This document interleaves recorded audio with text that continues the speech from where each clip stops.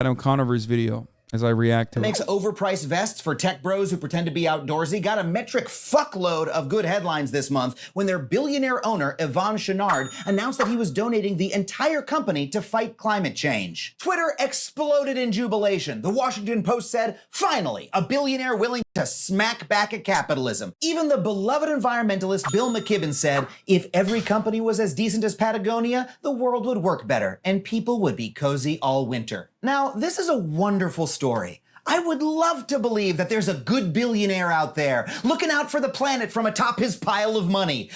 But you can feel what's coming, can't you? I mean, I wouldn't be making this video if there weren't a darker truth to expose. Am I really gonna do this? Am I actually gonna disagree with Patagonia, the media, and Bill McKibben, a man I deeply respect and admire, and tell the world why this feel-good story is actually terrible? Yes. Fuck yeah, I am. Not only was this donation designed to help Chouinard avoid billions of dollars in taxes, the fact that it's even possible for a billionaire to pull this maneuver is an unmitigated disaster for the planet and for our democracy. And when we swallow PR like this, we are literally falling for the oldest billionaire bullshit in the book. Now, a lot of people found this story believable, including me at first, because it fits Chouinard's carefully cultivated public image. He's been described for years as the reluctant billionaire, a frugal rock climber who just loved making gear for his friends, then tripped and accidentally started a $3 billion company. People tell stories about Chouinard eating cans of cat food to save money, and he famously still drives a Subaru instead of a fancy car. The dude supposedly doesn't even own a cell phone, which is maybe why he doesn't know that human food is just as cheap as cat food. You weren't saving money, Yvon, you were just being weird. And as far as corporations go, Patagonia does have a solid environmental record. They've donated over $140 million to a huge number of organizations, promoting everything from land conservation to biodiversity to sustainable agriculture to the end of fossil fuels. Now, Chouinard said that he wanted the company's commitment to the planet to continue after his death. So instead of selling the company to some corner-cutting capitalist who would start powering the fleeced vest factories with coal and, I don't know, cancel the Batgirl movie again, he decided to donate all of his stock to a nonprofit organization with a mission of helping the planet. In a New York Times piece so glowing it might as well have been written by his publicist, Chouinard said that hopefully this donation will influence a new form of capitalism that doesn't end with a few rich people and a whole bunch of poor people. And his own accountant said that he'll receive no tax benefit for his donation whatsoever. But if you want the straight story about a billionaire's finances, it might make sense to ask someone other than the guy who cooks the books for him. The truth is, if Chouinard really just wanted to make sure that Patagonia's value stayed intact, he didn't need to donate it to a nonprofit. He could have just given all $3 billion worth of shares to his kids. They could have kept running the company according to Daddy Dearest's wishes and lovingly rapped about him at corporate board meetings. So, why didn't he do that? Simple. He would have had to pay $1.2 billion in gift taxes. And Yvon's a good billionaire, so he doesn't like paying taxes. I mean, why should he have to pay for the roads his products are transported on, the schools and universities his workers are educated at, the GPS system that he uses to track his shipments, and the government research into heart attacks and cancer that have kept him alive until... Ultimately, my take on this when it first came out was that it's all entirely dependent on how the funds get used. And I'm not in the business of assuming that the dude is going to fucking absolutely use this as his personal slush fund and use it as a way to like avoid taxes and then, you know, do his personal slush fund tax free. I don't think that billionaires are good. Obviously, there's no such thing. And the adequate and good thing would be to turn your company into a more democratically operated structure.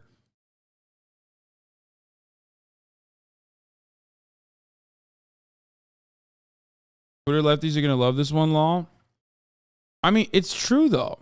He's not wrong. But like I said, it could be... Look, two things can be true. One, when it's billionaires we're talking about, it's a race to the fucking bottom, okay? So this dude is doing something that is otherwise good, okay? But he's still utilizing the same the same mechanisms that are afforded, the same financial tools that are afforded to the mega wealthy to avoid paying taxes. If he uses this specifically like the Bill and Melinda Gates Foundation or something like that, then it's fucked up. If he uses like Mark Zuckerberg does to just make better PR, to get better PR for himself, then that's kind of fucked up. Of course, those other companies still have regular for-profit operations going on, and they're only simply taking the Bill Gates portion and dumping it into the Bill Gates 501c4, I believe, or is it a 501c3?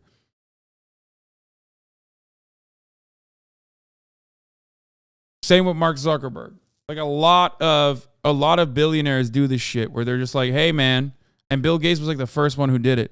Hey, we're just gonna, I don't care about money anymore. Like, look at me. I'm doing so much charitable giving.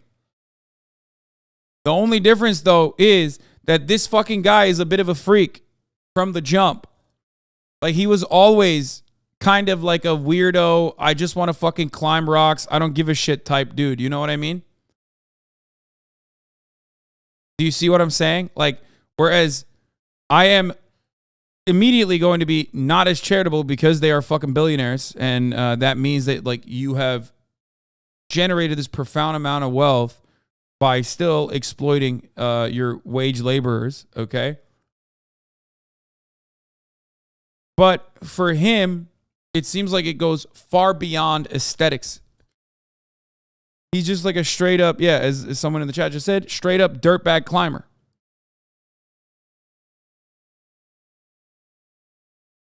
You know what I mean?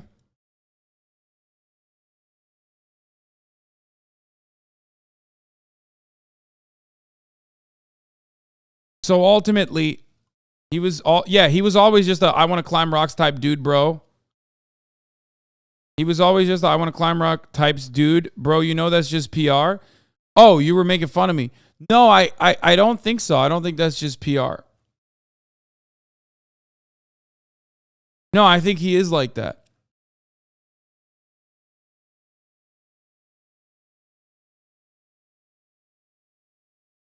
But my favorite part of the story is the fact that this is yet another instance of a fundamental breakdown in capitalism. We should not be reliant on the magnanimous nature of billionaires. How many times do I have to fucking say this? That is inherently undemocratic. Just because one guy decided to be a dirtbag rock climber who happened to be exploitative enough to make $1 billion, but also simultaneously nice enough to fucking try to revert those funds back into the fucking environment does not fundamentally fix the system. We cannot expect people out of the kindness of their own fucking hearts to get to this position of power and then turn around and be like, you know what? I'm done. I'm going to do good things. Okay?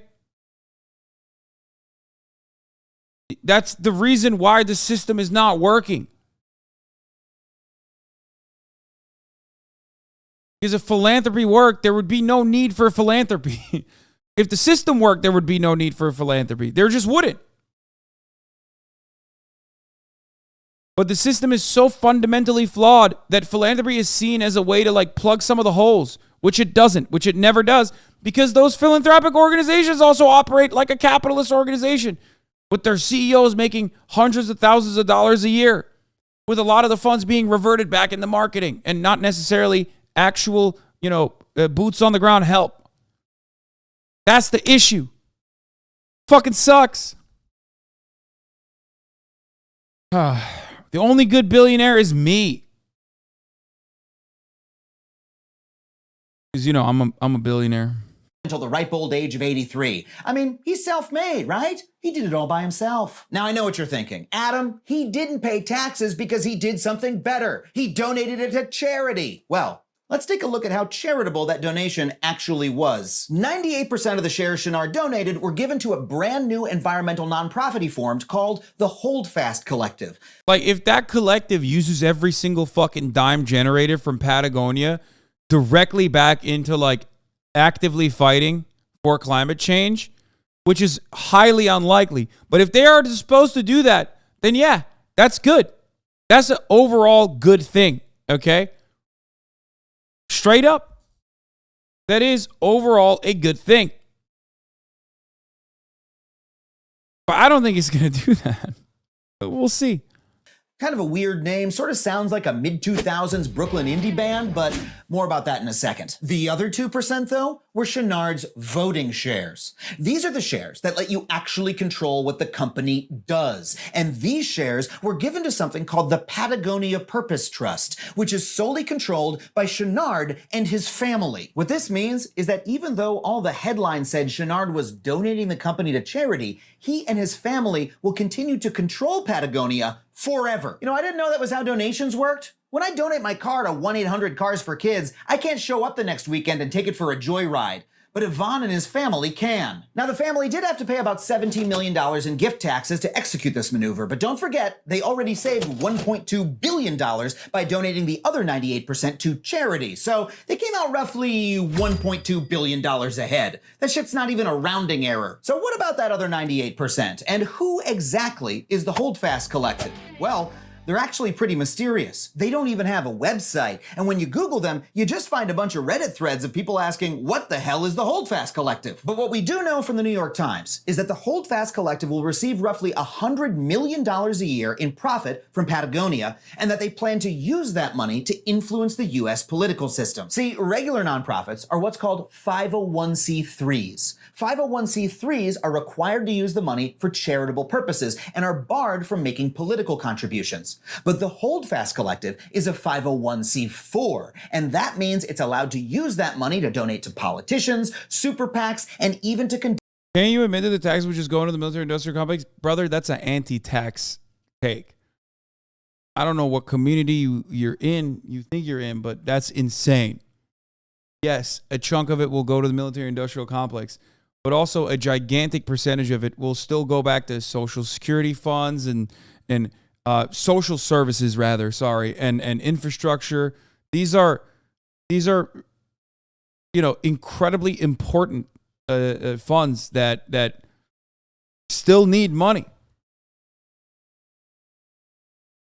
Another good video on this subject. Yeah, I'm not going to watch Hasan Minhaj again from 2019. We've watched it so many times. Conduct direct political campaigning. And since it's safe to assume that the Holdfast Collective is going to be basically run by the Chouinard family, considering they founded it and control its money supply, that means Ivan was able to take his $3 billion company and turn it into a $3 billion political influence machine, tax-free. He didn't pay capital gains tax on the growth of the company. He didn't pay the income tax that I would have to pay before I donate to my favorite 501c4, and he definitely didn't pay the gift taxes you normally have to pay if you want to give $3 billion in money and political influence to your kids. That's right, Patagonia made the jackets, but it was the rest of us who got fleeced. That's a Patagonia fund. Let's be clear.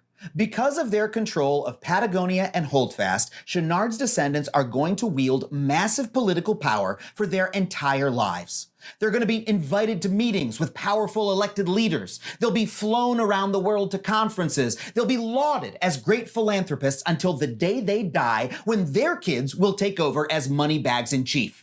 Chouinard has turned his money into permanent political power for him and his descendants, and I do not think he should get a tax break for doing it. And look, I'll grant Chouinard's good intentions here. I think that, in addition to wanting to save money on his taxes, he and his family are motivated by a sincere desire to help the planet. And I think their donation, taken in isolation, will do that. But we can't take it in isolation, because Chouinard is not the only billionaire pulling this move. And the other billionaires are a lot less cuddly than Mr. Puffervest for the planet. Let's talk about a different billionaire named Barry Side. The wonderful investigative journalism outfit ProPublica did an expose this year on Side when he pulled the exact same move as Ivan. He donated his entire fortune to charity. But Twitter and the New York Times didn't throw a party in Barry's honor. Why? Because the charity he donated to was run by Leonard Leo, the right-wing activist who spent the last couple decades stacking the... This was fair. Like, this is fair. To make this comparison, even though, like, one part of it... To make the comparison when you talk about the underlying problem is fair. Obviously, the actions of this is infinitely worse than the overarching actions of the potential Patagonia fund, which will probably be for good, because I am a pussy who cares about the environment, who believes that, and also who believes that there is a difference between good things and bad things, like caring about the environment and shifting our over-reliance on fossil fuel energy to renewable resources. That's a good thing. Whereas, like, I don't know, killing fucking women or jailing women for getting an abortion is a bad thing. I know. I'm sorry. It's kind of fucked up, but I do believe that that is a bad thing. And, that's what the Federalist Society basically operates to do. So, hot take, man. I know. But functionally, what he's doing is taking advantage of a similar structure, possibly for good. Supreme Court with radical conservatives. The same conservatives who recently overturned Roe v. Wade and banned the EPA from regulating greenhouse gases. Cheering on Chenard's abuse of the system just because you agree with his cause doesn't make sense. It's like cheering for a baseball player who does steroids. Sure, it's nice when he hits a home run for your team, but when all the other teams are doing it too, you get your ass kicked, and it kind of fucks the game up. It's also, how to put this, the opposite of democracy. See, everyone sees the world differently, and everyone has different needs. And that means that no one person has all the answers. So the central insight of democracy is that we need to spread power widely and diversely among many different types of people if we want to solve our biggest problems. But billionaires like Chenard are doing the opposite. He's hoarding power, even if he feels that he's using it for good. But why should the owner of a fancy clothing company get to decide what's good or not? Why don't we all decide it together?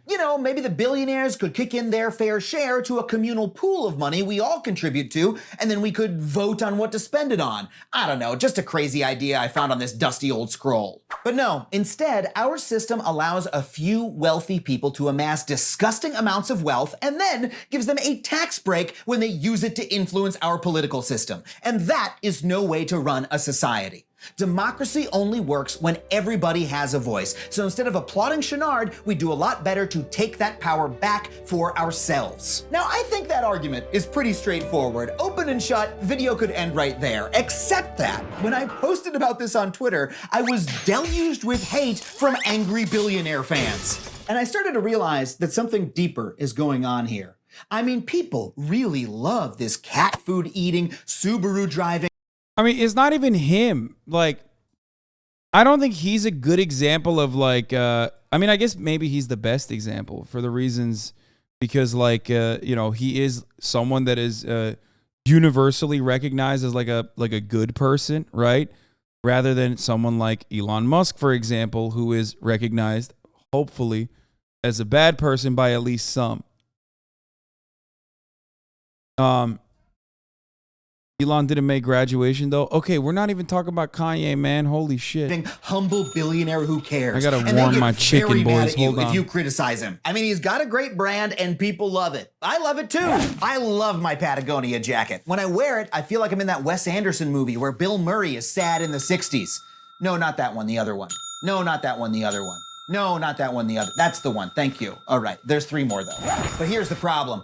That story, that brand, isn't real. It's PR, it's marketing, it's spin, baby. Let me tell you about a little place called Bentonville, Arkansas. So a few weeks back, I was booked to MC an event at Crystal Bridges Art Museum in Bentonville, a beautiful small town in northwestern Arkansas that also happens to be the home of one of the most lavish and expensive art museums in America.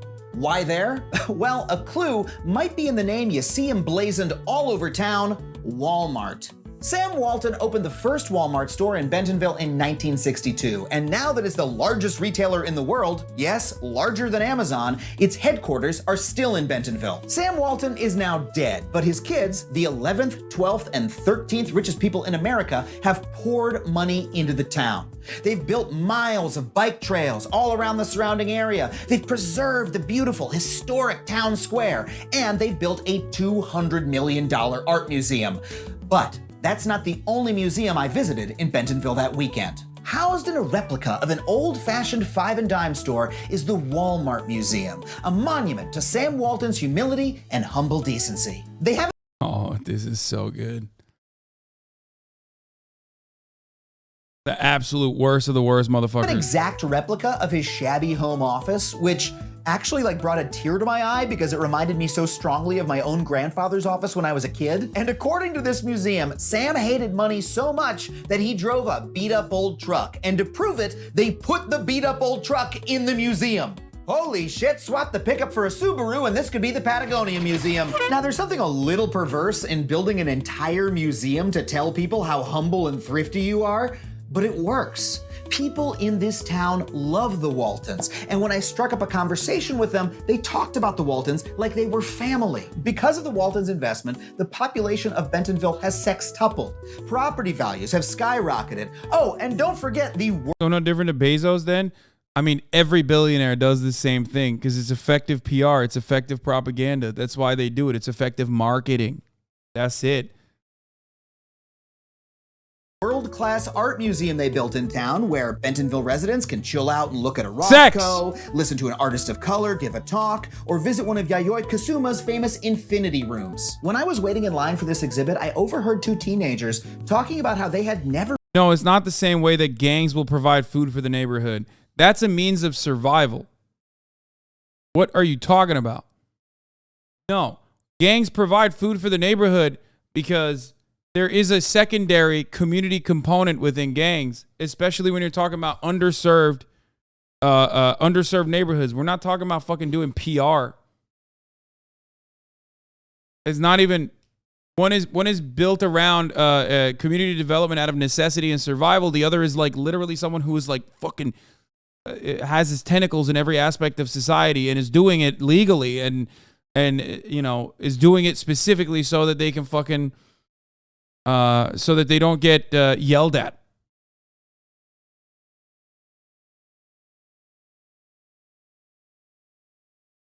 Your Reddit mods are trash.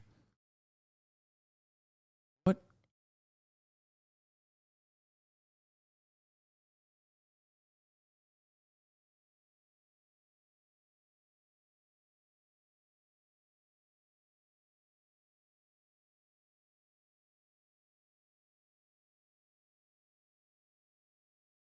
Man just got false about it. $10 is the wrong Reddit.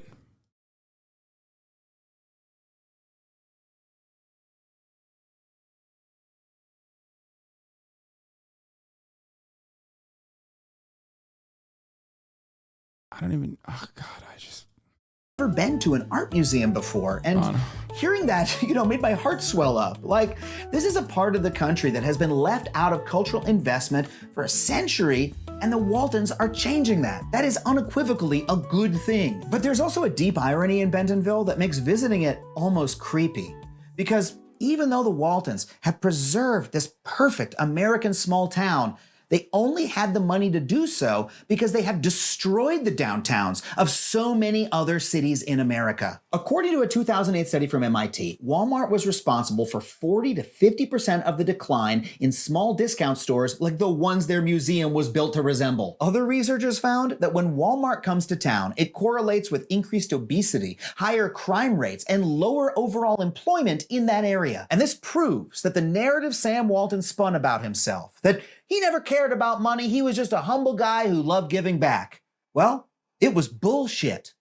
There are no accidental billionaires. The only way to make that kind of money is on purpose. This dude devoted his life to building the biggest, most profitable company he could, and then he used that money to tell a sweet and cuddly story about himself to distract from all the evil shit he did. And even though I don't think the average Patagonia wearer is a big fan of Walmart, it bears pointing out how closely the story Chenard tells about himself resembles Walton's. The reluctant billionaire rock climber who doesn't care about money, drives a beat-up old car, and loves giving back is a great story. But it's also marketing, and Chenard tells it because it benefits him and Patagonia to do so. I mean, how many made-in-Vietnam puffer vests have they sold over the years because somebody looked at them and said, hey, he's the good billionaire, I'm gonna help him save the planet? Hell, if you go to Patagonia.com right now, they are using that story to sell you more overpriced crap. But look, none of this is new. The truth is that billionaires have been telling this story about themselves since the first proto-capitalist took his first quivering steps out of the money swamp. Let's do a quick review of the Billionaire Bullshit Hall of Fame. Mark Zuckerberg got incredible headlines when he said he was donating his fortune to charity in 2015. Then it turned out the charity was just an LLC he controls that invests in for-profit businesses. For years. Like, do you see what I mean? That is different, right? It's still different than like what the Patagonia thing is doing, but that is only if you want to believe that he's a good dude. Okay? Only if you believe that he's a benevolent person. And that, in and of itself, is a silly, childish way to operate. We should not expect benevolence from billionaires, and we should not be reliant on the benevolence of billionaires.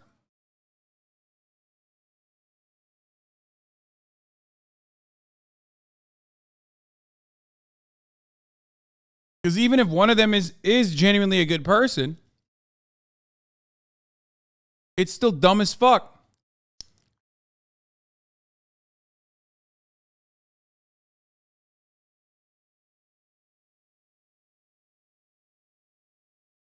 Years, people have described Bill Gates as saving the world. He even made his own Netflix documentary about what a generous genius he is. Of course, that's before we learned he's a serial sexual harasser who became best buddies with Jeffrey Epstein after he was convicted of sex crimes. Bill was like, oh, this dude's a sex offender? Well, what's he doing Thursday? And finally, Warren Buffett, a man who decades of PR have described as so saintedly frugal that websites post listicles about how you can live as cheaply as him, with tips like eat a cheap breakfast. Yeah, I'm pretty sure if I ate Egg McMuffins all day, it wouldn't make me a billionaire. I'd just have a heart attack. I mean, this article literally says that Warren Buffett clips coupons. No, he fucking doesn't. Are you trying to tell me that Warren fucking Buffett gets up on a Tuesday, goes and gets the newspaper off his porch, takes out the advertising section and a pair of scissors, and says, oh, look, Skippy is on sale? Fuck you. How gullible do you think we are? You know how Warren really saves money? By not paying his taxes. Also, if he's doing that, he's mentally ill. I'm sorry. That's not like him being a good, kind, frugal person. He's just severely and deeply mentally ill. ProPublica got a leak of billionaire tax returns, Buffett was found to pay the least of any of his fellow plutocrats. Dude made $24 billion between 2014 and 2018 and paid a true tax rate of 0.1%. Even greedy little piggies like Bezos and Musk can't touch that. Instead of paying the public the money he owes us, Buffett has famously pledged to give away his money to charity. Which charity, you might ask? Oh, just the one his buddy Bill runs with the ex-wife he cheated on. Wow, billionaires donating to billionaires brings a tear to your eye, doesn't it? Now, if all of this weren't enough for you, it becomes piercingly clear that the entire concept of billionaire charity is bullshit when you look at where it originated. In the Gilded Age of the late 19th century, the OG evil monopolist Andrew Carnegie wrote an essay called The Gospel of Wealth, in which he famously argued that it's the responsibility of the wealthy. We're going to move on to the Herschel Walker debate in a second. During their lifetimes. He even argued that it's the duty of a rich man to set an example of modest, unostentatious living, shunning display or extravagance. So Chenard and Walton weren't radicals by driving beat-up old cars. They were literally taking their instructions from Daddy Carnegie. Now, critically, Carnegie argued for that kind of charity because he believed that the system that gave him such unimaginable wealth was a good thing and that it was inevitable. It was just the way of the universe. But even at the time, in the late 19th century, Americans knew that this was bullshit. They knew that Carnegie's wealth was the result of a broken system. Especially then, because there was a viable leftist movement. And that it came at the expense of the customers he gouged, the workers he exploited, and the political system he dominated. A political system that ensured workers had no right to organize, no minimum wage, and allowed plutocrats to hire thugs to beat the shit out of them whenever they asked for their fair share. Carnegie's Gilded Age concealed a rot at the core of the economy. And in the years after his death, the country went through a little something called the Great Depression.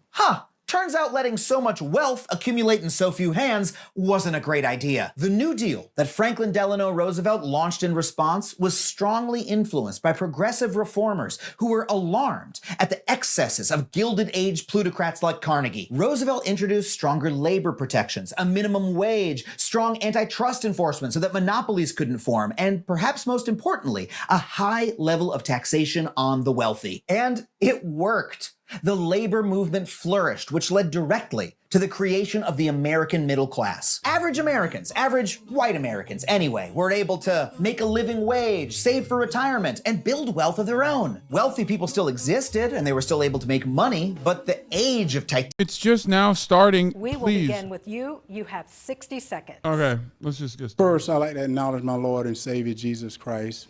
I'm one of 7 kids, born and raised in Wrightsville, Georgia. My parents taught